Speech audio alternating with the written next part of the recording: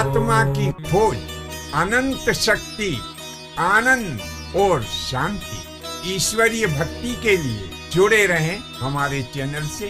आपका अपना चैनल गुरु अशोक तिवारी, लाइक और सब्सक्राइब करना ना भूलें। धन्यवाद।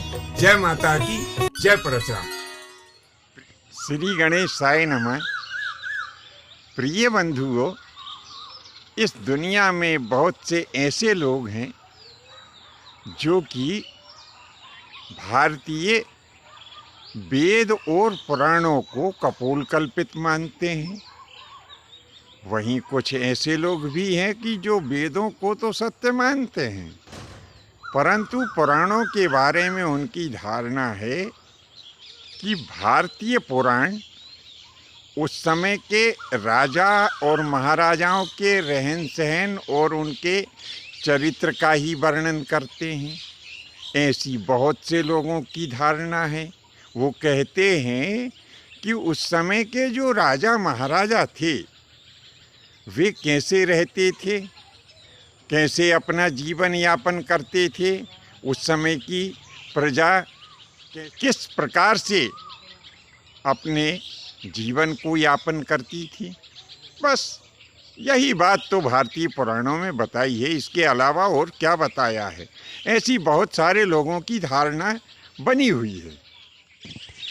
तो मैं ऐसे लोगों की बात से 25% सहमत हूँ, क्योंकि यह तो सही है कि भारतीय पुराणों में तत्कालीन राजा महाराजाओं की वंशावली और उनके जीवन चरित्र को तथा उनकी शासन व्यवस्था को ही बताया है, लेकिन इसके अलावा भी और बहुत कुछ भारतीय पुराणों में बताया है। भारतीय पुराणों में यह भी बताया है कि उस समय के लोग किस प्रकार से अपने जीवन को जीते थे, उनके जीवन यापन करने की कौन सी कला थी। और इतना ही नहीं, हम आपको बता दें कि भारतीय पुराणों में ज्ञान और वैराग्य के अतिरिक्त विज्ञान भी है। अब आपको मेरी बात सुनकर के आश्चर्य हो रहा होगा कि अब लोग भारतीय पुराणों में विज्ञान कहाँ से आ गया। गुरुजी कुछ भी कह देते हैं। तो हजारों वर्ष पहले भारतीय पुराणों में जो बातें लिखी गई थी वे आज सही हो रही हैं, और आधुनिक विज्ञान भी भारतीय पुराणों में लिखी गई बातों को स्वीकार करता है। जैसे पृथ्वी से चंद्रमा की दूरी, पृथ्वी से सूर्य की दूरी, आधुनिक विज्ञान ने इसकी खोज बहुत बाद में की है, लेकिन भारतीय मनीषियों ने, ऋषियों ने, मुनियों ने इन सब चीज़ों की खोज करके और पहले ही पुराणों में लिख दिया है। अब आज हम आपको बताएंगे कि जिस पृथ्वी के ऊपर हम रहते हैं, इस पृथ्वी का क्षेत्रफल यानी लंबाई और चौड़ाई कितनी है। पुराणों में इस लंबाई चौड़ाई को कितना बताया है?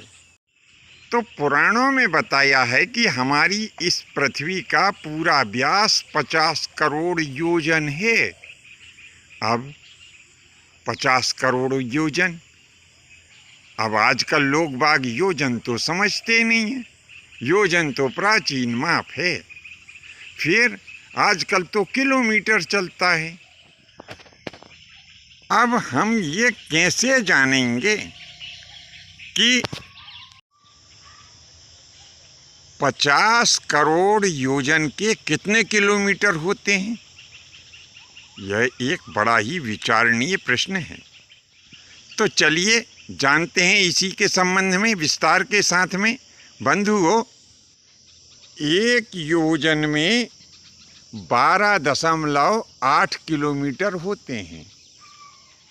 अब पुराणों में पृथ्वी का व्यास 50 करोड़ योजन बताया है, तो हम क्या करेंगे कि इस 50 करोड़ योजन में 12.8 का गुणा कर देंगे। तो जब हमने इन संख्याओं का आपस में गुणा किया तो हमें गुणनफल प्राप्त हुआ 6 अरब 40 करोड़। अब यह 6 अरब 40 करोड़ ही जो है किलोमीटर के रूप में हमें प्राप्त हुआ है। तो इससे यह सिद्ध होता है कि संपूर्ण पृथ्वी का जो क्षेत्रफल है वो 6 अरब 40 करोड़ किलोमीटर है, जिसे आधुनिक विज्ञान भी स्वीकार करता है। तो बंधुओं, ऐसी और बहुत सारी खोज हमारे ऋषि मुनि बहुत पहले ही कर चुके हैं। ऐसी सभी सुंदर और ज्ञानवर्धक जानकारियों को प्राप्त करने के लिए आप बने रहिए हमारे चैनल के साथ में। लाइक और सब्सक्राइब करें। आज के लिए बस इतना ही। शेष नए विषय के साथ में उपस्थित होंगे। आज्ञा दीजिए। धन्यवाद। जय माता की, जय परशुराम जी की।